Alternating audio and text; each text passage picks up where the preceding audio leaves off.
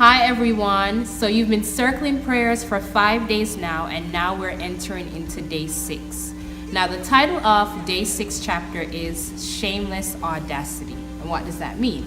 So shameless means having no shame, and audacity is the willingness to take bold risks, to be fearless, daring, and to have courage. Now putting it together, shameless audacity means there's absolutely no shame, and we're being bold and fearless when we're asking God for something. Oftentimes our prayers and petitions to God are limited because we're really afraid or uncertain that He really can answer those prayers. For example, I'm not going to ask God to bring my family to church, or I'm not going to ask God to help me forgive that person who really hurt me. Why? Because it just seems too impossible. Like it's impossible, that can never really happen. But God does not want us to limit Him by our small expectations. He wants us to be bold and ask for these things that we know we can't do on our own. Things that we know that only Him can get the credit for. As the author states, if we don't ask, we'll never know. So don't think that when you pray for something, God scratches His head and He's like, how am I going to answer this one? How long is this going to take? He doesn't think that way because He's God and He does the impossible.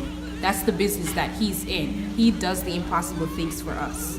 So how can we now move into that place where we're not going to be afraid to ask God for those things? So what we need to do is these 3 things. They're key. We have to first believe.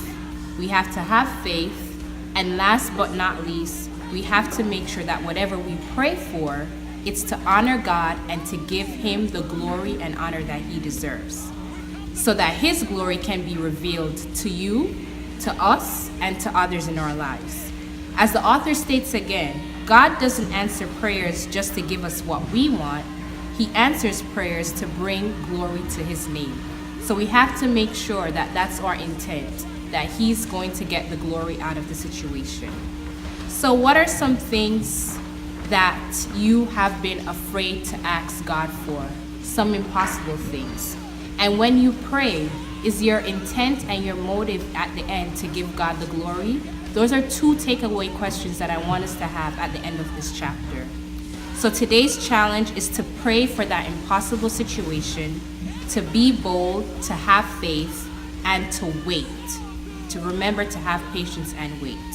As it says in the book of Matthew, ask and it will be given to you, seek and you will find, knock and it will be open to you.